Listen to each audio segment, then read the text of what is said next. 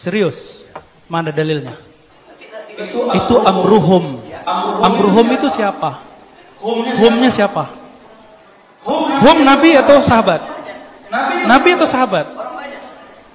Orang banyak itu siapa? Hum al-musyrikun atau al-mu'minun?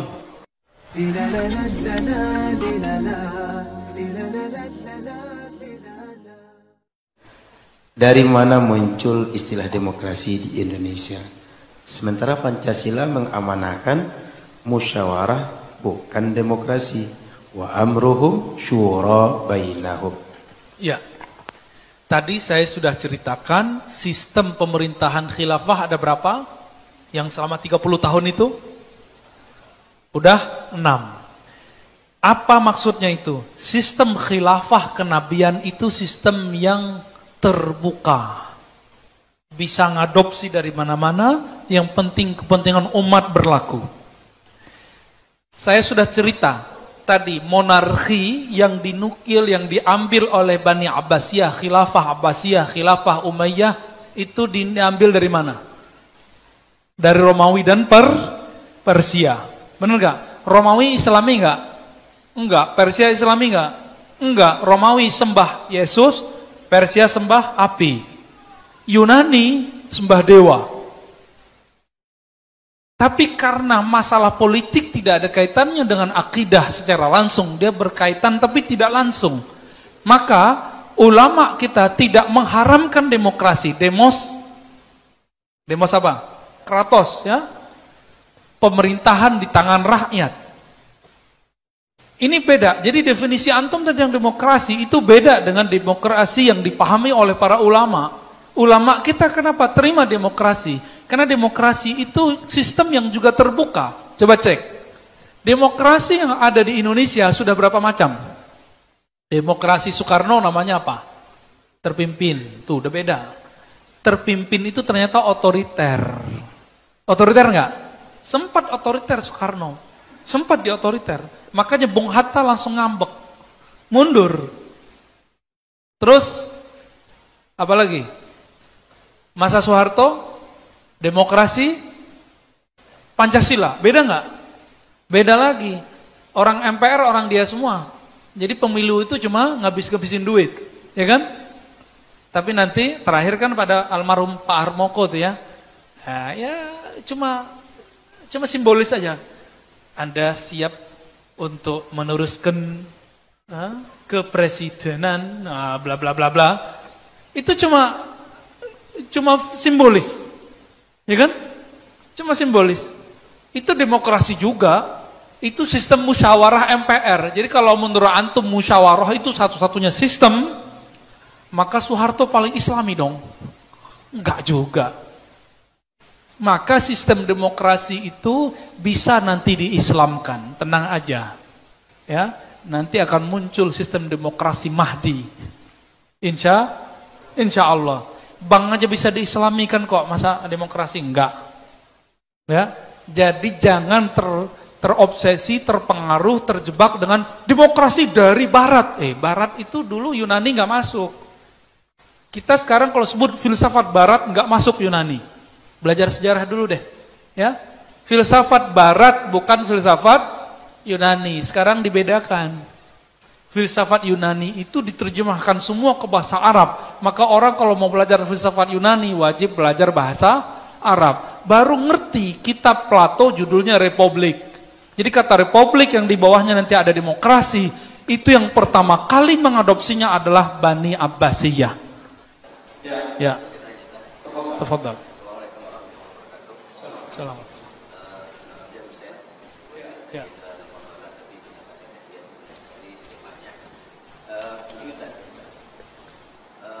Pertama perspektif Indonesia. Oke. Itu ditanya saya tuh. Oke.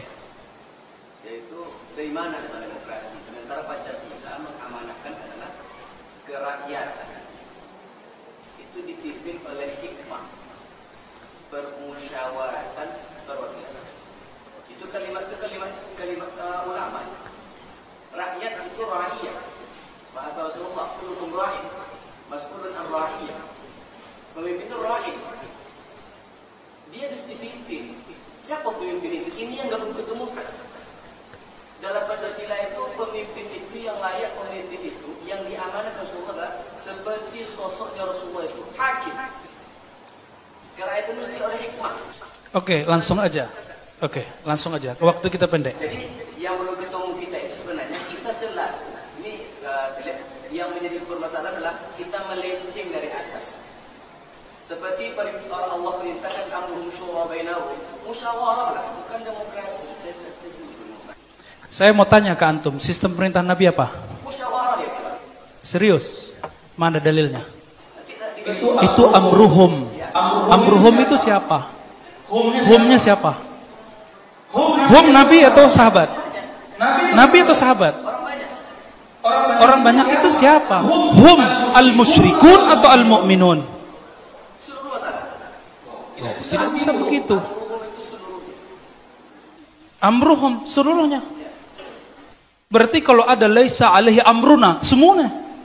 Dalam konteks ayat ini, wa amruhum syura bainahum, atas masalah yang muncul itu untuk menyelesaikan masalahnya adalah syura bainahum, musyawarah. Itu persoalan apa? Apakah di zaman Nabi turun sudah ada monarki, sudah ada demokrasi? Saya mau tanya. Oke, antum tanya demokrasi. Kita jawab. Ketika ayat itu turun, demokrasi sudah dipakai belum? Berarti ayat-ayat tadi tidak ada kaitan sama demokrasi. Demokrasi bukan sistem syura. Maka yang disebut di Pancasila juga bukan sistem demokrasi. Itu sistem terbuka. Karena ayat itu turun, tidak ada monarki, tidak ada demokrasi. Itu persoalan apa? Amruhum syura bainahum. Itu persoalan apa? Persoalan siasah kah, muamalah kah? Tapi kalau persoalan ibadah tidak ada syura. Tidak ada syura. Jadi tidak semua masalah. Antum tadi mengatakan semua masalah. Kita sekarang, kalau antum maksud syura yang mana? Khilafah Turki Utsmani, Khilafah Bani Abbasiyah, Khilafah Bani Umayyah. Bahkan Umar pun apakah pakai sistem syura? Itu pertanyaannya. Dan kalaupun syura, Utsman, Umar, itu syuranya di bagian apa? Bukan semua masalah. Jadi kita itu sering terjebak dengan istilah-istilah. Sering terjebak. Kita pakai ayat-ayat yang tidak berkaitan. Itu ayat antum pakai untuk Pancasila, itu cocok logi namanya. Coba cek syarah penjelasan Pancasila, apakah mereka nyebutin ayat itu? Enggak. Itu belum tentu dari ulama. Belum tentu dari ulama. Kalimat itu bisa juga jadi ulama karena penjelasannya belum ada. Oleh karena itu sebagian kawan-kawan kita memutuskan kalau begitu kita masuk ke sistem. Tapi ternyata mereka terjebak juga dengan sistem. Itu problemnya. Jadi kalau antum bilang yang sesuai dengan Rasulullah, yang sesuai Rasulullah itu Nabi udah kabarkan bahwa itu tidak akan ada kecuali Imam Mahdi. Maka jangan pernah lagi berharap tinggi kepada sistem-sistem pemerintahan yang ada sekarang sampai Imam Mahdi itu turun.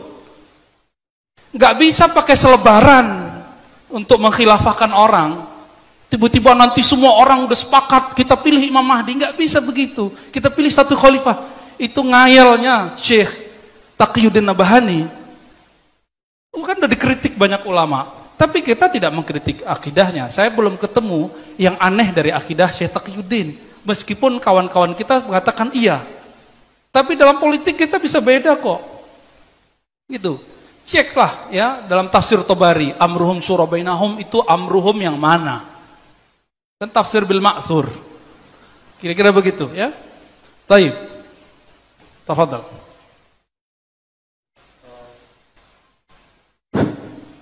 Tadi Khalifah Abu Bakar dipilih sebagai khalifah secara langsung. Namun Abu Bakar itu sudah dipilih oleh Nabi sebelum beliau wafat. Para sahabat menganggap Abu Bakar merupakan pilihan Nabi untuk menggantikannya sebagai khalifah. Karena ketika Nabi sakit parah dan tidak bisa jadi imam salat, beliau meminta Abu Bakar yang menjadi imam. Mohon penjelasan Ustaz tentang hal ini. Iya. Kembali aja ke kitab Al-Ghiyasi karya Imam Al-Juwaini, karya Imam siapa? Al-Juwaini, guru Imam Ghazali. Kata Imam Al-Juwaini, jika dalam persoalan ibadah ikhtilaf itu biasa, apalagi dalam persoalan siyasah. Fikih ibadah kita bisa beda nggak? Ya, saya sama antum itu udah beda cara sholatnya kadang-kadang ya. Ada yang tangannya ditahan dulu waktu bangkit dari sujud, ada yang enggak. Ya bener nggak? Serius? Bener ya? Itu ikhtilaf dalam ibadah. Ada yang kunut, ada yang enggak kunut, ada yang jahar basmalah, ada yang enggak. Itu ikhtilaf dalam ibadah, itu diterima. Apalagi kata beliau, ikhtilaf dalam siyasah. Bagaimana dengan Abu Bakar As-Siddiq? Abu Bakar As-Siddiq ini diperdebatkan. Saya mau tanya, kalau ada imam fi shalah, apakah dia paling berhak jadi pemimpin, jadi gubernur, jadi raja, jadi presiden? Paling berhak gak? Imam dalam sholat, paling berhak gak? Oleh karena itu, dalil-dalil ulama ahlus sunnah mengenai Abu Bakar paling berhak jadi khalifah karena Nabi sudah angkat jadi imam sholat. Itu dalilnya tidak dianggap kuat. Nggak dianggap kuat, karena Nabi belum pernah menaskan. Yang mengatakan Nabi menaskan pemimpin itu cuma Syiah. Jadi jangan sama lagi antum dengan Syiah. Ya, yang mengatakan Nabi sudah nas, sudah tunjuk pemimpin setelahnya, siapa yang ngomong begitu? Jadi kalau antum mengatakan Nabi sudah tunjuk Abu Bakar, bedanya masih apa? Ya, jangan terjebak lagi. Abu Bakar itu bacain sebuah hadis ketika orang-orang Ansor mengangkat seorang pemimpin dari kaum Ansor. Apakah kaum Ansor nggak tahu Abu Bakar jadi imam? Tahu semua kok. Berarti kaum Ansor yang juga faham Al-Quran dan Sunnah meyakini bahwa imam sholat nggak mesti imam fil siyasah. Maka mereka angkat sendiri. Lalu Abu Bakar bacakan hadis, Al-immatu min Quraisy. Imam itu mesti dari Quraisy. Orang Ansor langsung ciut. Langsung ciut. Bahkan yang sudah dibaiat tadi kemudian menghilang beberapa hari, lalu baiat Abu Bakar As-Siddiq. Begitu. Ya, jadi pemilihan Abu Bakar murni pemilihan langsung dari masyarakat, langsung. Masyarakat dua partai. Jadi Ansar Muhajirin saat itu sudah dua partai. Partai Muhajirin, partai Ansar. Cuma dulu disebut kaum. Kaum Muhajirin, kaum Ansar. Gitu ya.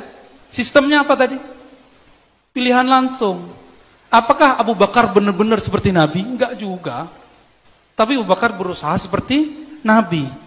Maka tidak akan mungkin kita menemukan kekhalifahan benar-benar seperti Nabi. Paling cuma alamin haji nubuwah. Kaedah-kaedah yang dia buat sudah mirip dengan kaedah-kaedah Nabi. Tapi mirip-mirip sekali juga enggak.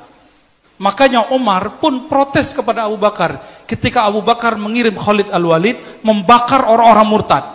Dianggap keluar dari minhaj nubuwah. Debat mereka. Ketika Umar naik, Khalid bin Walid langsung dipecat. Artinya mereka juga beda.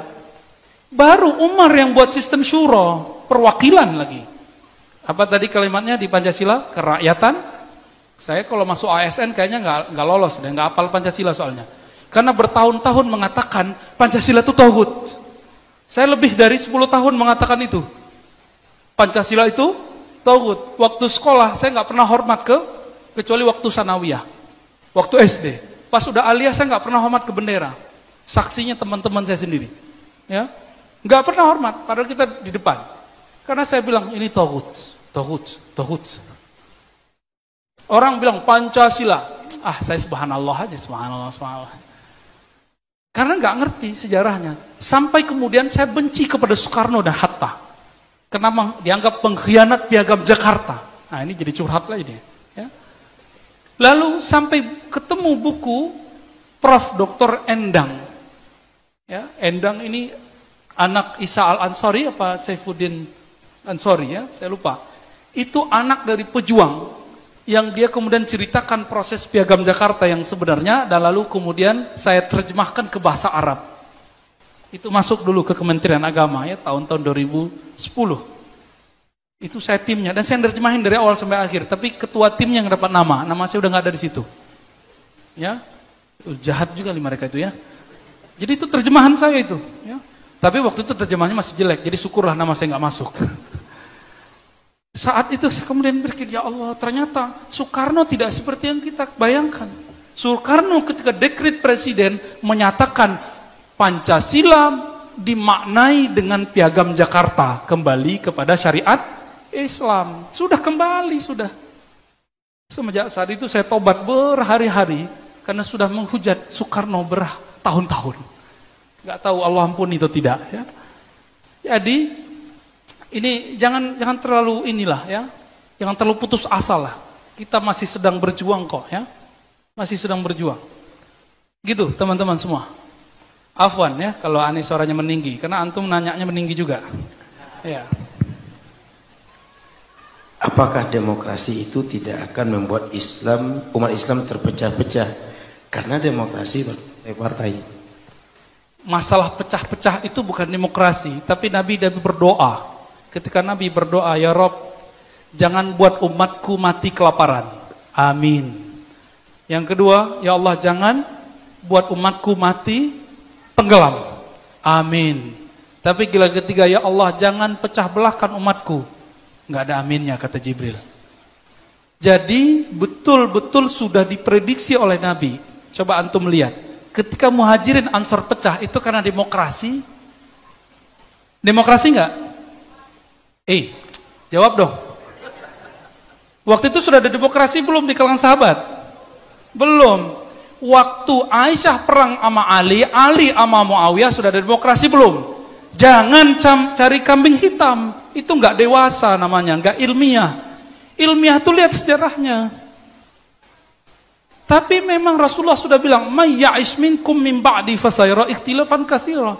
Siapapun yang hidup setelahku, walaupun satu hari setelahku, akan melihat perbedaan ikhtilaf yang luar biasa. Kita aja beda pemikiran kok. Saya aja fikihnya beda sama Ustaz Alnaf kok. Tapi kita biasa-biasa aja tuh ya, ketemu cipika-cipiki, salam-salaman. Kita sama-sama tahu, sama-sama mengerti perbedaan. Jadi ternyata perbedaan itu akan jadi musibah kalau kita tidak mau mengerti perbedaan orang itu. Kalau sudah sama-sama mengerti, ya kita baik-baik lagi. Orang dalam fikih ibadah aja bisa beda, masa antum dalam siasah kemudian main hujat-hujatan, ya? Janganlah. Malu kepada Allah, malu kepada Rasulullah. Dan Nabi SAW sudah memberitahu begitu. Kalau tidak terjadi, berarti Nabi bohong dong. Bukan, Nabi gak pernah bilang. Nabi gak pernah bohong pastinya. Ya. Kalau Nabi bilang, kalian akan terpecah belah karena demokrasi. Ada gak hadisnya? Gak ada. Gak ada.